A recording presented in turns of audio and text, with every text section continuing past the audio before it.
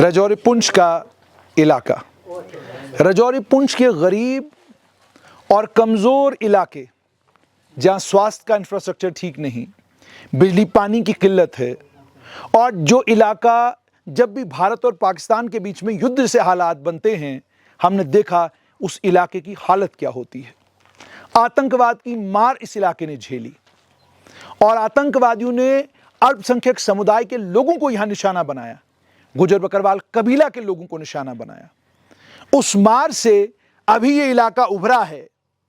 अब जब इस इलाके में इंफ्रास्ट्रक्चर के लिए, अस्पताल के लिए, सड़क के लिए, बिजली पानी के लिए मारामारी होनी चाहिए, जब इस इलाके के दो लीडर एक दूसरे के साथ सोशल मीडिया पर बैतबाजी में लग जाएं, एक दूसरे के साथ सोशल मीडिया के ऊपर एक दूसरे को एक्सपोज करने में लग जाएं, तो आपको समझ जाना चाहिए इस इलाके का भला होना बड़ा मुश्किल है।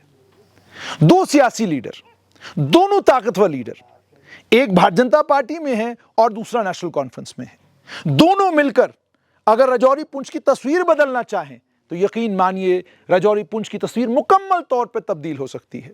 मगर गरीब और कमजोर इलाकों की बदकिस्मती जम्मू कश्मीर में यही रही है कि उन इलाकों में जब लीडर बनते हैं या जब उन इलाकों में लोग लीडरों को मौका देते हैं उनकी नुमाइंदगी करने का, तो वो लीडर उन इलाकों की गुर्बत दूर करने में कम अपना ध्यान लगाते हैं, और या तो वो जम्मू कश्मीर की सियासत में ज़्यादा बिजी रहते हैं, या उनको फिक्र रहती है कि इंटरनेशनल लेवल पे क्या चल रहा है, या वो ईरान इराक पर बयानबाजी में ज़्यादा दिलचस्पी दिखाते हैं, या वो ज़ातियात पर उतर आते हैं। मुझे समझ में नहीं आता कि कैसे हो सकता है कि एक सियासतदान, और ख़ास तौर पे वो लोग जिनके ज़िम्मे, जिनके कांधों पर गरीब कमज़ोर लोगों का बोझ है, कहाँ है वक्त उनके पास एक दूसरे के कपड़े उतारने का। बड़ी छोटी बातें सियासतदान करने लग जाते हैं। ये कद आपका नहीं है, आपका कद इन बातों से बहुत बड़ा है। आपको लोगों ने मौका दिया है, और अगर मैं इसको थोड़ा सा और आगे बढ़ा के ले जाऊं तो अल्लाह ताला ने, भगवान ने, वाहिगुरु ने आपको मौका दिया है। उस हिंदू ने, उस मुसलमान ने, उस सिख ने जिसने आपको वोट दिया, उसने आपको एक दूसरे के कपड़े उतारने के लिए वोट नहीं दिया है। उसने आपको वोट दिया है आप उसकी गरीबी दूर करें।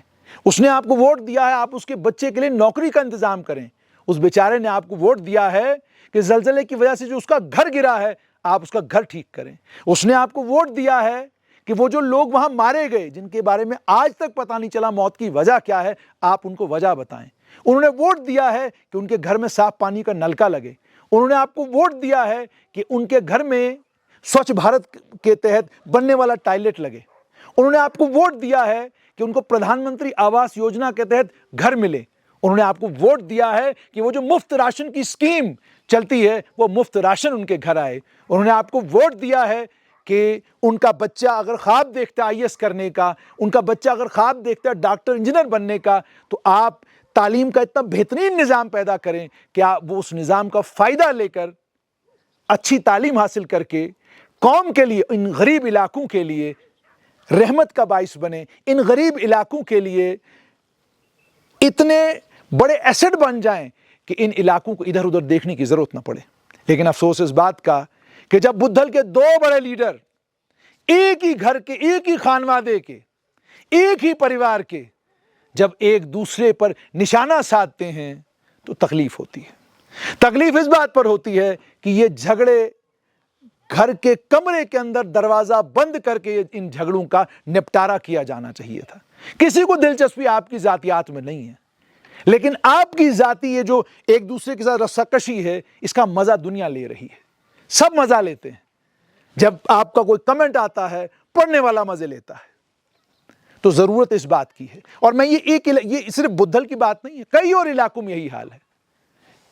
पिछले दिनों deputy chief minister Rajouri Poonch के दौरे पर थे। क्या वजह थी? कितने नेशनल कॉन्फ्रेंस के एमएलए उनका स्वागत करने के लिए आए।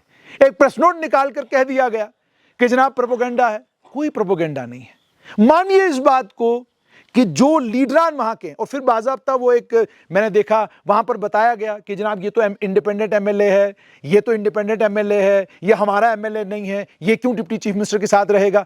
वो आपके हिमायती हैं, उनके कांधों पे आपकी सरकार है, उन्होंने आपको समर्थन दिया है तभी आपकी सरकार चल रही है। तो आपके हिमायती आपसे मिलने के लिए नहीं आए। अफसोस नहीं है क्या राजौरी पुंछ के इलाके में इस तरह की सियासत होनी चाहिए? क्या राजौरी पुंछ का इलाका इस तरह की सियासत को इन हालात में अफोर्ड कर सकता है? नहीं अफोर्ड कर सकता है। इसलिए जरूरत इस बात की है, राजौरी और पुंछ दोनों इलाकों के लीडर इस बात को समझ लें। चाहे आप जाति लड़ाइयां लड़े, चाहे आप डिप्टी चीफ मिनिस्टर से नाराज हो जाएं, उनसे लड़ाई लड़ना शुरू करें, आप मुख्यमंत्री से नाराज हो जाए, उनसे लड़ाई लड़ना शुरू करें, या बीजेपी नेशनल कॉन्फ्रेंस कांग्रेस करके लड़ना शुरू करें, इसका नुकसान आपके इलाके को होगा। आप बीजेपी से हैं, आप नेशनल कॉन्फ्रेंस से हैं, आप पीडीपी, जिस जमात से भी आप हैं, मकसद एक होना चाहिए, राजौरी पुंछ का ये इलाका जन्नत बन जाए। इस राजौरी पुंछ के इलाके में जो मेडिकल कॉलेज है, उसकी दूर दूर तक मेडिकल कॉलेज की बातें हों। मामला तब बनेगा जब बाबा गुलाम शाह बादशाह यूनिवर्सिटी के कॉन्वोकेशन में खुद प्रधानमंत्री आए, खुद राष्ट्रपति आए, बात तब बनेगी। लगेगा वाकई राजौरी पुंछ के लीडर अब अपने इलाके को लेकर फिक्रमंद हो गए हैं। लेकिन पहले गुजर पहाड़ी की लड़ाई लंबे वक्त तक रही। उस गुजर पहाड़ी की लड़ाई ने सड़कें नहीं बनने दी, बिजली का खंबा नहीं लगने दिया, पानी के नलके नहीं लगने दिए, वो लड़ाई खत्म हो गई। अब ये जो नया सिलसिला शुरू हुआ है कि लीडर एक दूसरे के कपड़े तार तार कर रहे हैं, लीडर एक दूसरे के साथ बैठने के लिए तैयार नहीं है, मंत्री एमएलए को कुछ समझता नहीं है। जब ये वाले, और देखिए भी बदकिस्मती क्या है, आप वादी में जब घुसते हैं बड़ी खुशी होती है, और मैं बड़े वसूख के साथ कह रहा हूं, ये मुबारकबाद है वादी के तमाम एमएलएज को कि अपने इलाकों की डेवलपमेंट की बात जब आती है तो वो ये नहीं देखते कि मांगने के लिए राजनाथ सिंह के पास जाना है, मांगने के लिए हमें गृह मंत्री अमित शाह के पास जाना है, या मांगने के लिए हमको प्रधानमंत्री नरेंद्र मोदी के पास जाना है। नहीं देखते वो कहते हैं हमारे इलाके के लिए सड़क बनानी है, कहीं पर भी चले जाएंगे। और उसके बाद आप देखिए पीडीपी के एमएलएज का सोशल मीडिया पर क्या चल रहा है वो छोड़ दीजिए, लेकिन उनका बिहेवियर मंत्रियों के साथ कैसा है वो देखिए, उनका बिहेवियर सरकार के साथ कैसा है वो देखिए, वो किस तरीके से अपने काम करवा रहे हैं, कैसे फोकस्ड हैं। कहीं देखा आपने कि नेशनल कॉन्फ्रेंस के एमएलए ने किसी पीडीपी के एमएलए के कपड़े फाड़ दिए? देखा कहीं आपने? हल्की फुल्की एक दूसरे की तनकीद करते हैं, लेकिन उसको एक हद से आगे नहीं लेकर जाते। लेकिन राजौरी पुंछ में अजीब सूरत हाल है। यहां तक बात पहुंच गई कि आपने बिल्कुल जाति, कमरे के अंदर जो दो भाइयों के बीच में बात होती है वो भी पब्लिक में हो रही है, कमरे के अंदर जो दो रिश्तेदारों के बीच में बात होती वो भी पब्लिक हो गई। क्या इसका कोई फायदा होने वाला है? याद रखिएगा, लंबे वक्त में जैसे जैसे वक्त आगे बढ़ता जाता है, ना आप रिश्तेदार बदल सकते हैं, ना आप पड़ोसी बदल सकते हैं, ना आप खून के रिश्ते को बदल सकते हैं, और ना ही आप अपने जो अजीज व अकारिब हैं उनको तब्दील कर सकते हैं। आप पार्टी बदल सकते हैं, आप सोच बदल सकते हैं, आप एक पार्टी से दूसरी पार्टी में जा सकते हैं, लेकिन आप रिश्तों को तब्दील नहीं कर सकते।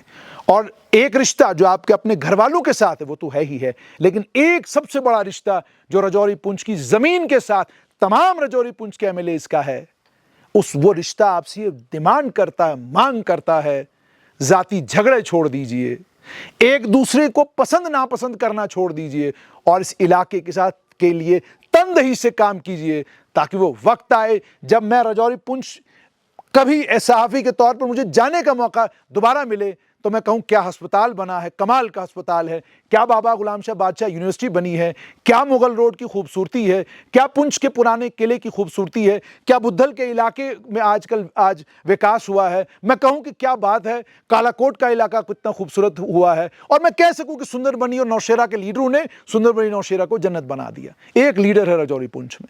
बहुत सारे लोगों को तकलीफ होगी ये बात सुनकर, मगर बोलना पड़ेगा। रविंदर रैना, बड़ा हैरान होता हूं मैं, कभी वो मियां अल्ताफ की तारीफ कर रहे होते हैं, कभी वो उमर अब्दुल्ला की तारीफ कर रहे होते हैं, कभी वो किसी और की तारीफ कर रहे होते हैं। वो क्या कर रहे हैं कॉन्स्टिट्यूंसी में, I don't want to get into that, but कम से कम इतना तो है ना कि एक किसी के कपड़े नहीं उतार रहे, एक दूसरे के कपड़े तार तार जो पब्लिक में नहीं कर रहे हैं। तो राजौरी पुंछ के लीडरों को चाहिए कि ये जातियात छोड़ दीजिए, बहुत काम है राजौरी पुंछ में जो अभी भी करने वाला है।